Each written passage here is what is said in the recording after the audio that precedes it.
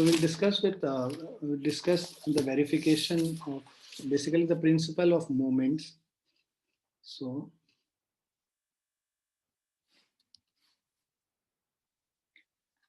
principle of moments क्या कहता है?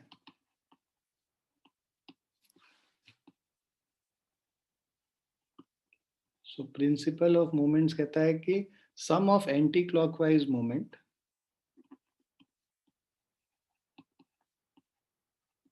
कल के टेस्ट में तो कुछ ऑफ ये नहीं था ना, आउट ऑफ सिलेबस.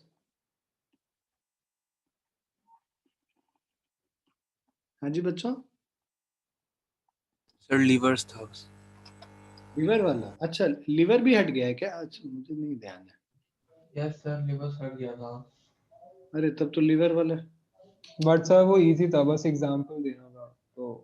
हाँ लेकिन उतना याद था तो लिख दिया. भाई साहब, इतना देखने के बावजूद वो किताब तुम्हारा जो है ना, पीडीएफ देख देख के हम बनाए थे, उसके बाद भी ये रह ही गया. जहां हम अपने यादाश्त पे छोड़ देते हैं, डबल चेक नहीं करते, वहां रह जाता है वो. चलो कोई नहीं, अगले में और बेटर करेंगे, उसमें एक भी क्वेश्चन नहीं रखेंगे. नेक्स्ट तो तुम्हारा केमिस्ट्री है मेरे ख्याल से. Yes sir, next Sunday. तो प्रिंसिपल ऑफ मोमेंट्स, तो sum of anti clockwise moment is equal to sum of clockwise moment. ये जो है, जैसे अगर यहाँ पे बात करें तो वेट W2 है इधर और वेट W1 है इधर, राइट. अब ये जो डिस्टेंस है ये L2 है और ये जो डिस्टेंस है L1 है. अब इसका जो मोमेंट इस पॉइंट के अबाउट ये इसको इधर रोटेट कराने की कोशिश करेगा, ये इधर रोटेट कराने की.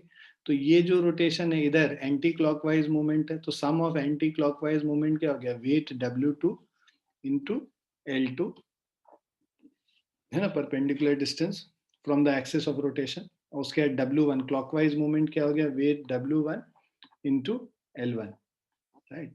तो ये हमारा प्रिंसिपल ऑफ मूवमेंट हो गया. W2 L2 is equal to W1 L1. ठीक है. तो जो पोजीशन लेंगे, यहाँ से इधर लेंगे और इधर से इधर, जहां पे भी वेट लगा हुआ है उसके हिसाब से लेते हैं. ठीक है. तो मार्किंग, कभी तुम लोग, ये गलती बहुत लोगों से होता है कि मान लो ये दिया 20 सेंटीमीटर पे है, ये 50 सेंटीमीटर पे, ये 100 सेंटीमीटर पे. अब तुमको जब ये L2 लेना है ना, तो 50 माइनस 20 ये कितना होगा? 30 सेंटीमीटर होगा. बहुत बच्चे क्या है, 20 से ही मल्टीप्लाई कर देते हैं, वो गड़बड़ करते हैं. उसके अलावा यहाँ पे भी तुमको जो डिस्टेंस लेना होगा, ये 100 माइनस 50, ये बचा हुआ कितना हुआ? 50 सेंटीमीटर हुआ. क्लियर है बच्चों? तो ये थोड़ा ध्यान रखना. ये तुम लोग पिछले टेस्ट में बहुत लोगों ने ये सब गलती की थी, तो इसको ध्यान रखना तुम लोग.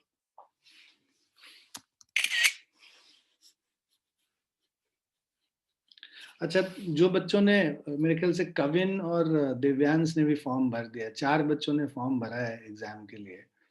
मैं उसका पेपर देख रहा था आज जो बना हुआ, उसमें तो तुम इलेक्ट्रोमैग्नेटिज्म तुम लोग नहीं किए हो ना, तुम्हारे तो सिलेबस से ही हटा हुआ है. Yes sir. यार उसका भी पेपर चेंज करना पड़ेगा हमको. मतलब क्वेश्चंस इलेक्ट्रोमैग्नेटिज्म के हटाऊंगा मैं, क्योंकि वो तो पूरा चैप्टर ही मैंने भी नहीं पढ़ाया ना कभी तुम्हें.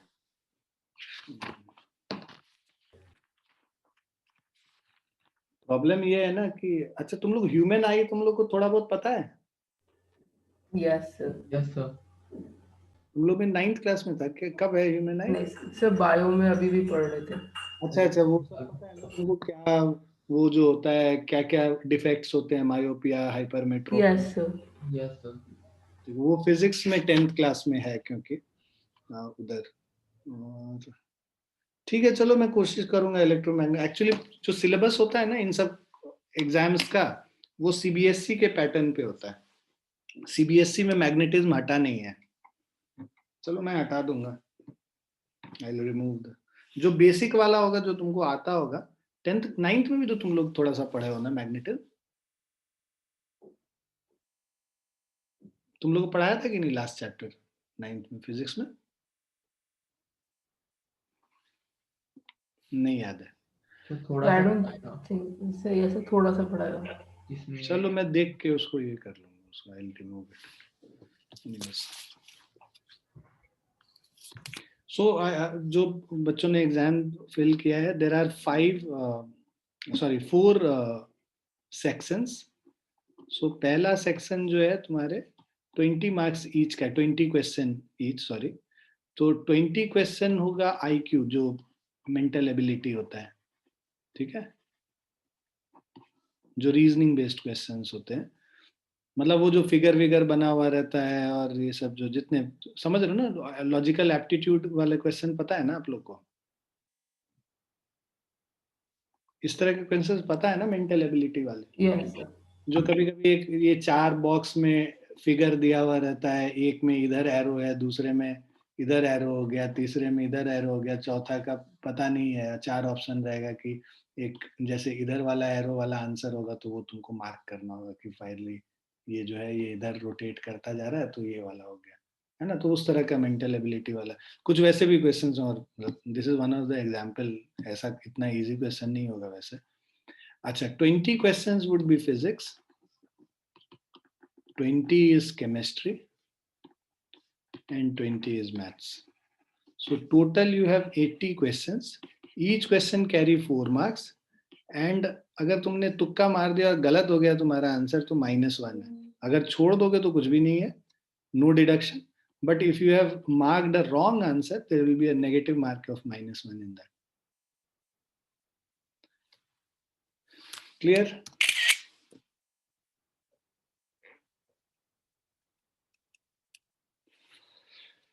चलिए,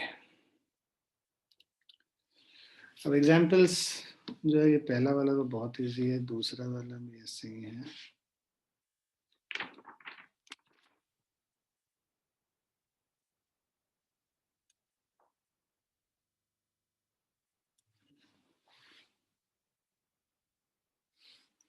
ये थर्ड क्वेश्चन हम लोग करते हैं.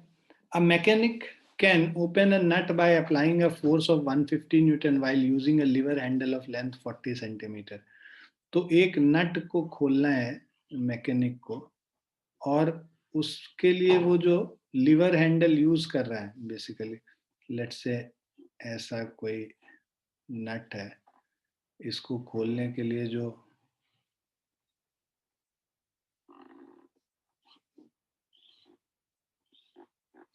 ठीक है इस तरह का रहता है शेप का, वो जो जिससे खोलते हैं हम लोग. सो जो लीवर हैंडल है हमारा, ठीक है. So mechanic can open a nut by applying a force of 150 newton. Force लगा रहे हैं 150 न्यूटन. और लीवर का जो हैंडल है L, this is 40 centimetre, that is 0.4 meter. Now, how long a handle is required if he wants to open it by applying a force of only 50 Newton?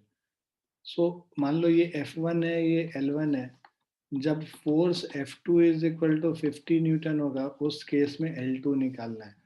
तो basically क्या है कि the moment which is required, या torque which is required to open up the nut will be same in both the cases. If you decrease the force, you will have to increase the length of the handle. So F1 into L1, जो torque provided by the man to open by the mechanic, F1 L1 will be equal to F2 L2. So F1, when he is applying a force of 150 Newton, length of the handle is 0.4. When he is applying a force of 50 Newton, length of the handle हमें निकालना है. So length of the handle LT is equal to, L2 is 150 into 0.4 divided by 50. So this is 1.2 meter or 120 centimeter.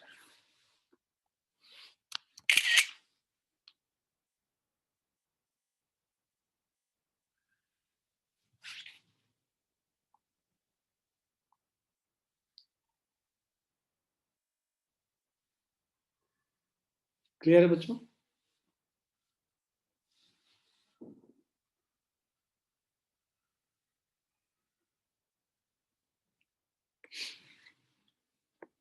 Next question पे अगर हम चलें,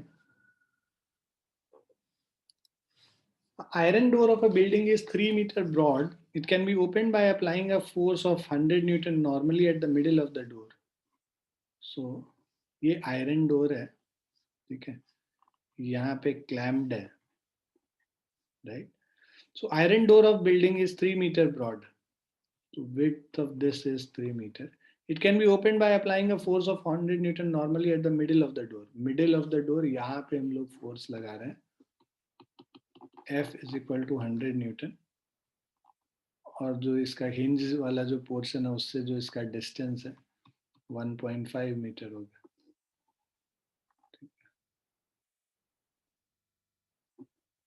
So calculate the torque needed to open the door.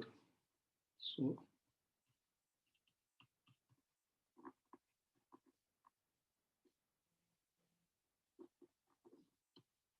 torque needed to open the door is equal to F into L 100 into 1.5. Okay. So this is 150 Newton meter. दूसरा part कह रहा था least force and its point of application to open the door. तो force को अगर decrease करना है तो पॉइंट ऑफ एप्लीकेशन को हम लोग को कॉर्नर पे रखना पड़ेगा, ऑपोजिट एंड पे. ठीक है, यहाँ पे. सो लेट्स से ये फोर्स F2 है. So least force F2 is at maximum distance L2. This has to be equal to 150 Newton meter. So this means F2 into 3 is equal to 150. F2 is 150 by 3, 50 Newton. Clear है बच्चों?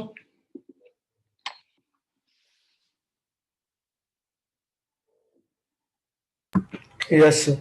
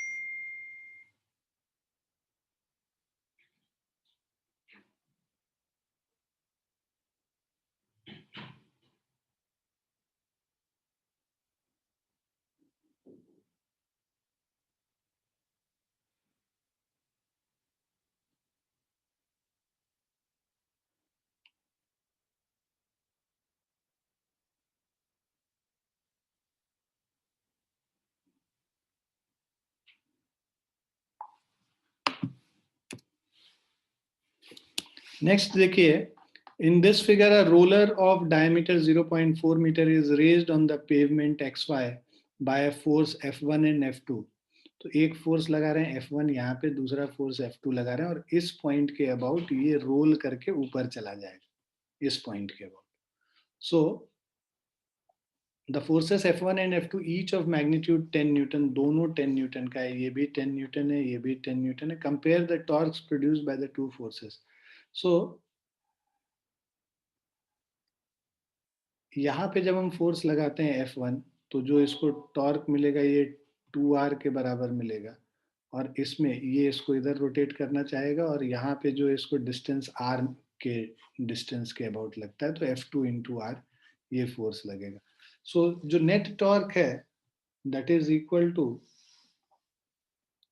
F1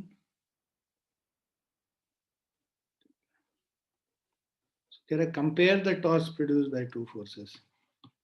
So torque by first force by torque by second force is equal to F1 into 2R by F2 into R. R cancel हो जाएगा. F1 into 2 means 10 into 2 divided by 10, 20 by 10, 2 by 1, ratio 2:1 का हो जाएगा। Sir point of pivot ओ नहीं है? कौन सा? नहीं नहीं, ये पिवट पॉइंट है ना, तुम कोई चीज को लुढ़का के इसके ऊपर चढ़ा रहे हो, ये हमेशा इसी पॉइंट के अबाउट रोटेट कर गया ना कोई भी चीज, इस पॉइंट के अबाउट रोटेशन नहीं होगा, रोटेशन इसके अबाउट होगा, किसी को चढ़ाना होगा तो तुमको इसके अबाउट ऐसे घुमाना होगा ना, जो पूरा रोटेशन है ये वाला रोटेशन होगा इसके अबाउट। Yes sir. ये पॉइंट हमेशा फिक्स्ड रहेगा, मतलब ये वाला जो चीज है ना ये हमेशा इससे टच करता हुआ रहेगा, ये तो खुद भी रोटेट करेगा ऐसा जब ऊपर जाएगा तो। जो इसका किसी इंटरमीडिएट पोजीशन पे जब देखोगे तो ऐसा कुछ रहा होगा, है ना, तो ये उठ के ऐसे आ गया और जब ये यहाँ आया फिर उसके बाद जो फाइनली यहाँ आ जाता है और ठीक है, तो इस तरह से ऐसे रोटेट करता है, ठीक है।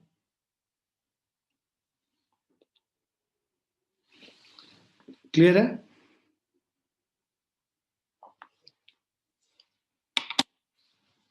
Yes sir.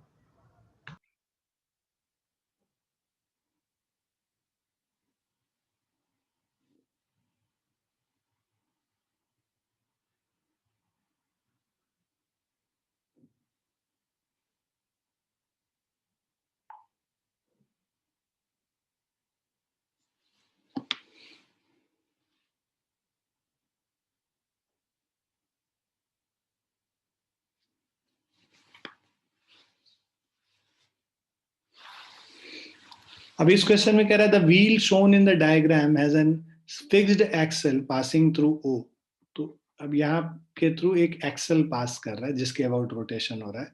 The wheel is kept stationary under the action of a horizontal force F1 at A and vertical force F2 at B। मतलब यहाँ पे एक फोर्स इस डायरेक्शन में ऐसे लग रहा है और दूसरा, अच्छा अभी तो यहाँ पे डायरेक्शन बताया नहीं है, देखो अब ये F1 क्या होगा, इसको इधर रोटेट करना चाहेगा, अब O पे जो B पे जो फोर्स लग रहा है उसका डायरेक्शन वैसे ऐसा आएगा जिससे कि उससे जो हम लोग को टॉर्क मिले वो हम लोग को एंटी क्लॉकवाइज डायरेक्शन में मिले, तो इसका डायरेक्शन F2 पे तो यही होगा, है ना, हॉरिजॉन्टल फोर्स F1 और वर्टिकल फोर्स F2 में या तो ऊपर के तरफ लग सकता था या नीचे के तरफ, अब ऊपर के तरफ लगेगा तब दोनों क्लॉकवाइज ही होगा, तो एक क्लॉकवाइज और दूसरा एंटी क्लॉकवाइज होगा तभी फिर ये स्टेशनरी रहेगा, है ना, stationary under the action of force, तो इसीलिए डाउनवर्ड लग रहा होगा, तो direction of F2 is downward. ठीक, क्लियर। दूसरा कह रहा which of the force F1 और F2 इज ग्रेटर, तो भैया जो पास लग रहा है, ये डिस्टेंस नजदीक है, ये डिस्टेंस ज्यादा दूर है, तो हमें पता है कि डिस्टेंस इंक्रीज करते हैं तो फोर्स डिक्रीज कर जाता है, तो F1 जो है will be less than F2, F2 आपको ज्यादा लगाना पड़ेगा क्योंकि इसका ये डिस्टेंस जो है कम है वो डैश का, ठीक है। Find the ratio between the forces F1 and F2,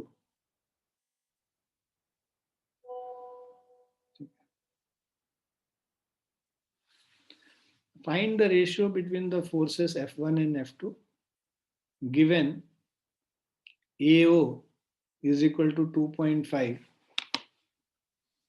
और BO dash is 1.5, ठीक है, और O dash O is 2। तो अब देखो जब स्टेशनरी होना है तो F1 into AO should be equal to F2 into OO dash, perpendicular distance तो OO dash ही है इस वाले फोर्स का, राइट, तो अब हम लोग वैल्यूज पुट कर लेते हैं F1 का, ठीक है, find the ratio between F1 and F2, तो F1 इंटू AO हम लोग को दे रखा है 2.5 centimetre, F2 into OO dash दे रखा है 2 सेंटीमीटर, तो F1 by F2 is equal to 2 by 2.5, 4 by 5, तो रेशियो 4:5 हो जाएगा, ठीक है।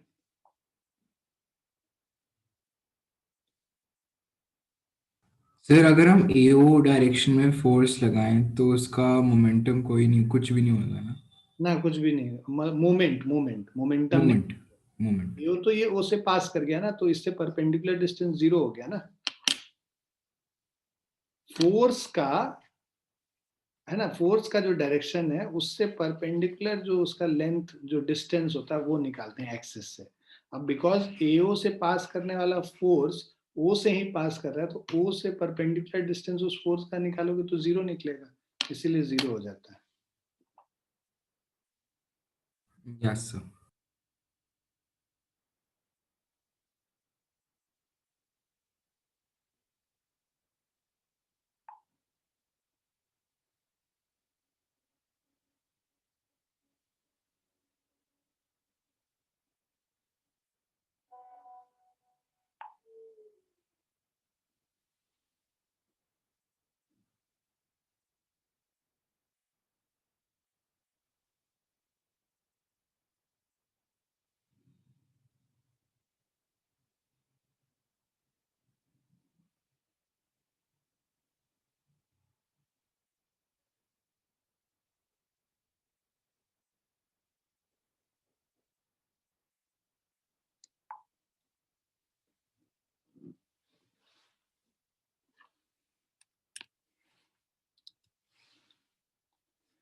अब देखो इस क्वेश्चन में कह रहा है the following diagrams shows two parallel and opposite forces F1 and F2.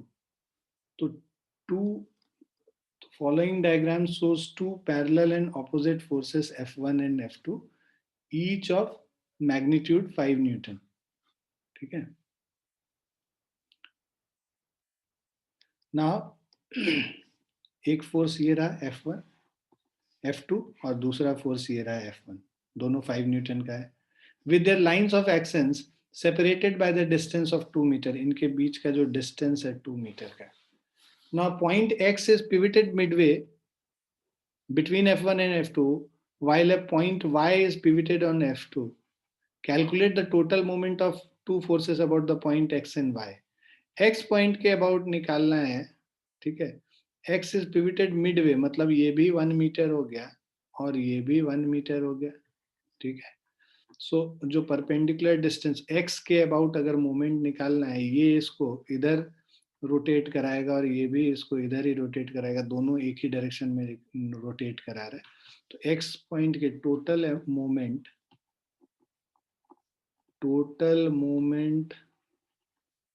About x अगर हम लोग को निकालना है, राइट, तो एक्स पॉइंट के अबाउट टोटल मोमेंट निकालोगे F2 into 1 plus F1 into 1, right. So this is 5 into 1 plus 5 into 1. So this is 10. ठीक है, 10 न्यूटन मीटर। Y पॉइंट के अबाउट निकालोगे तो बस ये वाला फोर्स, ये डिस्टेंस टोटल 2 हो गया, तो 5 इंटू 2 और Y पॉइंट के बाद F2 की वजह से तो 0 होगा, F2 into 0 plus F1 into 10 कर देंगे टोटल मोमेंट।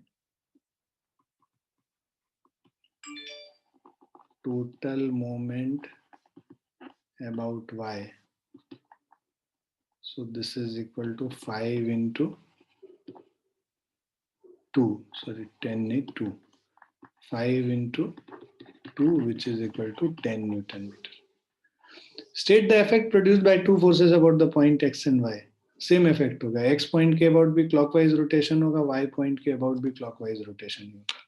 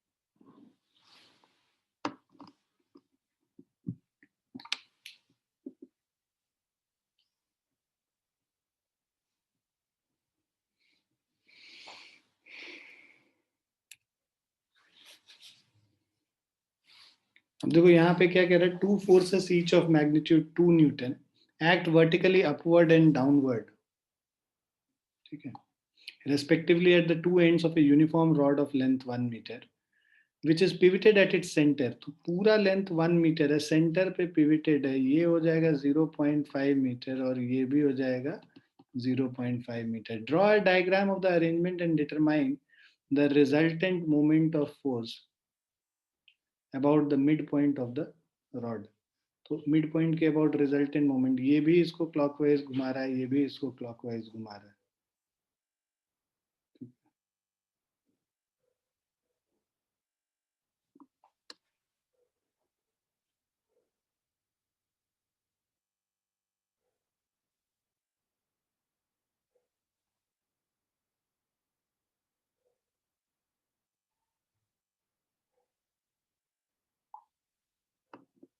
तो दोनों मिला के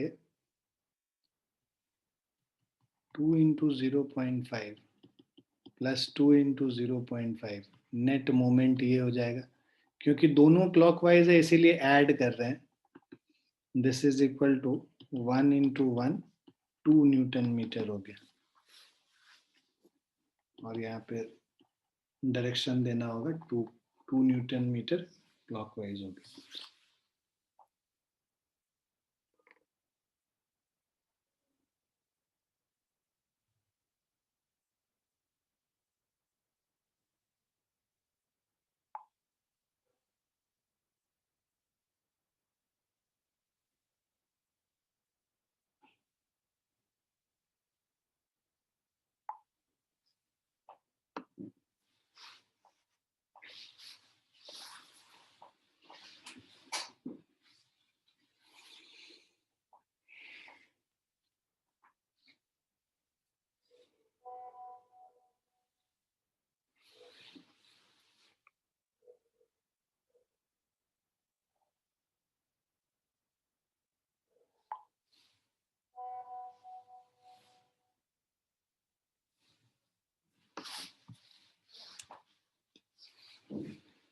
इस तरह का क्वेश्चन ज्यादा पूछा जाता है ना. A uniform rod rest horizontally,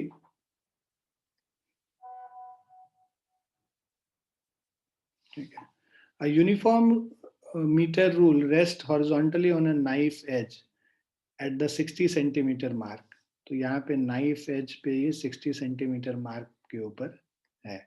When a mass of 10 gram is suspended from one end, draw a diagram of the arrangement. देखो कभी भी कोई भी मीटर रूल होगा, उसका खुद का जो सेंटर ऑफ मास है उसका वेट वहां से पास करेगा, मतलब उसका जो मास है उस सेंटर ऑफ मास से उसका वेट पास करेगा. तो इसका मास अगर m है इस यूनिफॉर्म मीटर रूल का, तो जो वेट होगा वो mg होगा, और इस पॉइंट के अबाउट अगर ये रेस्ट कर रहा है तो ये इसको इधर घुमाना चाहेगा, और जो 10 ग्राम का मास इस कोने में लगाए हैं वो इसको इधर घुमाना चाहेगा. तो ये इसको एंटी क्लॉकवाइज मोमेंट प्रोवाइड करेगा और ये इसको क्लॉकवाइज मोमेंट प्रोवाइड करेगा. तो बाय प्रिंसिपल ऑफ मोमेंट्स, ठीक है, बाय प्रिंसिपल ऑफ मोमेंट, अब देखो ये mg है और ये डिस्टेंस कितना है 50 और 60 के बीच में, 10 सेंटीमीटर का डिस्टेंस है, और 60 और 100 के बीच में डिस्टेंस कितना है 40 सेंटीमीटर का. तो ये हमेशा ध्यान में रखना है कि भाई 60 और 100 है तो इसके बीच में ये जो लेंथ कितना होगा 40 सेंटीमीटर होगा. ऐसा नहीं कि 100 से मल्टीप्लाई कर दिया है, कुछ भी थोड़ा ध्यान देना है इन सब चीज पे. अब ये जो mg है ये 10 सेंटीमीटर, तो by principle of moment net anti-clockwise moment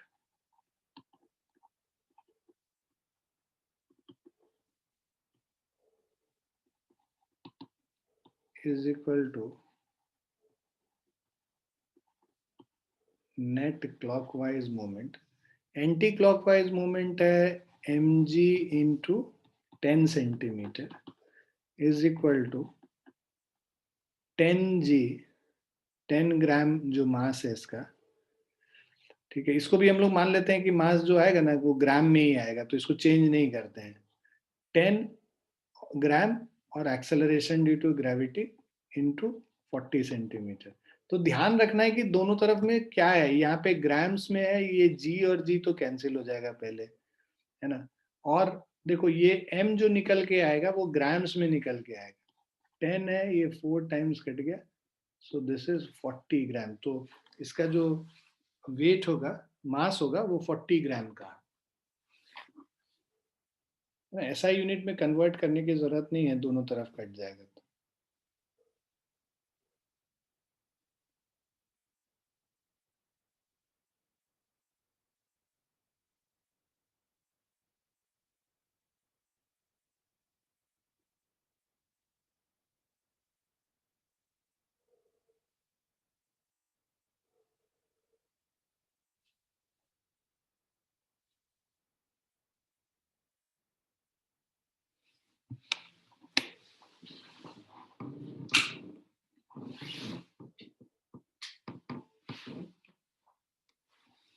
next पे चलते हैं।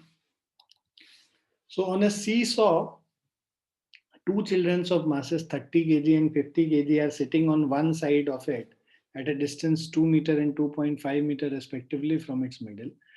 Where should the man of mass 74 kg sit to balance it? तो दो बच्चे हैं सी सॉ पे बैठे हुए हैं, तो एक है two children of masses 30 kg and 50 kg, 2 metre and 2.5 metre. तो एक है यहाँ पे 50 kg वाला 2.5 मीटर के डिस्टेंस पे, दूसरा है ये यहाँ पे 30 kg वाला, ये 2 मीटर के डिस्टेंस पे, ठीक है।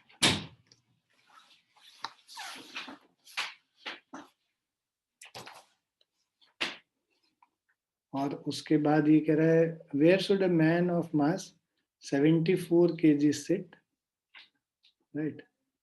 तो यहाँ पे मैन को ऑब्वियसली ये दोनों जो है इसको एंटी क्लॉकवाइज मूवमेंट प्रोवाइड कर रहा है। क्लॉकवाइज मूवमेंट के लिए ये 74 kg वाला इस तरफ आएगा और लेट्स से x डिस्टेंस पे आके बैठता है।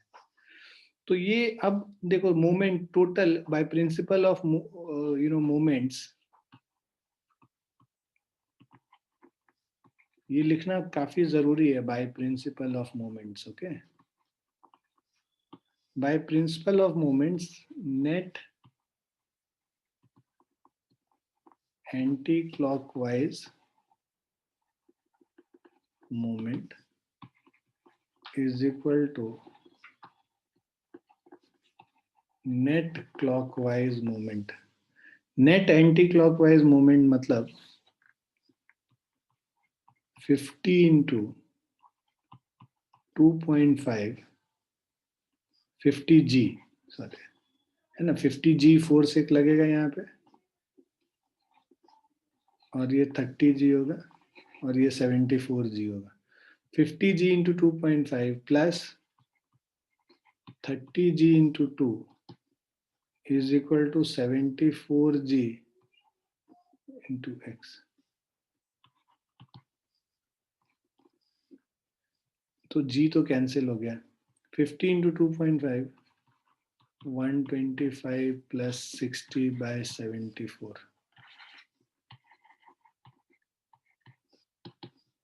तो 185 अपॉन 74। इसको कैलकुलेट करेंगे तो 2.5 आ रहा है, ठीक है। So this is 2.5 metre.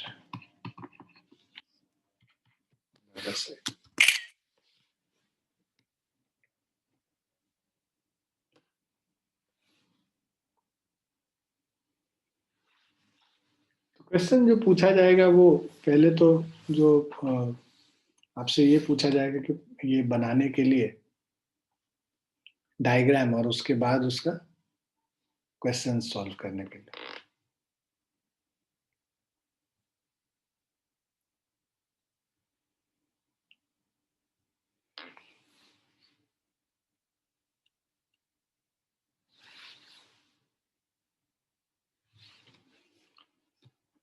Now next question है, So figure 1.23 below shows a uniform meter rule AB pivoted at its end A, right? So AB is pivoted at its end A at the 0 mark and supported at the other end B by the spring balance. यहाँ पे spring balance लगा हुआ है, spring balance ये इसको इधर खींच रहा होगा, राइट? और इसका जो खुद का वेट है वो इधर लग रहा होगा, राइट? और 40 kgf इधर लग रहा होगा. सो अब ये find the reading of the spring balance when the rule is of negligible mass and second mass 20 kg. तो फर्स्ट केस में ये वेट को इसको नहीं कंसिडर करना है, राइट? फर्स्ट केस में बस ये वाला जो 40 kgf वाला है इसको हम लोग को कंसिडर करना है. तो ये फोर्स मान लो F है और ये फोर्स 40 kgf दिया हुआ है. तो देखो ये इसको क्लॉकवाइज घुमा रहा होगा और स्प्रिंग फोर्स इसको एंटी क्लॉकवाइज. तो हमारा ये जो 40 kgf वाला फोर्स है into 40 centimetre is equal to F into 100 centimetre. Pivot यहाँ पे है तो पिवेटेड पॉइंट से डिस्टेंस निकालते हैं फोर्स का जब मोमेंट निकालते हैं, राइट? सो यहाँ पे जो F का वैल्यू है 40 इंटू 40 डिवाइडेड बाय 100, 16 kgf. उसके बाद जब मास 20 kg का ये लगा हुआ है तो 20 kg इंटू दिस, 20 kg जो मास है उसका जो फोर्स होगा वो 20 kgf ही होगा. तो अब उस केस में F डैश जो स्प्रिंग बैलेंस वाला जो फोर्स है सेकेंड केस में F, so this is equal to, अब यहाँ पे जो फोर्स लग रहा होगा 20 kg की वजह से 20 kgf फोर्स लग रहा होगा. So 40 into 40 plus 20 into 50. So this will be 160. Okay, F into 100. So 160 plus 100 upon 100. So 260, 26 kgf हो जाए. क्लियर है बच्चों?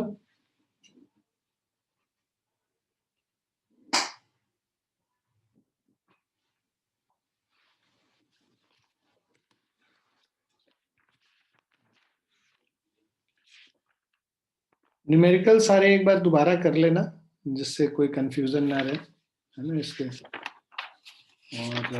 और तो कोई न्यूमेरिकल है नहीं. वर्क एनर्जी एंड पावर हम लोग नेक्स्ट क्लास में मतलब नेक्स्ट क्लास में कर लेंगे वर्क एनर्जी एंड पावर.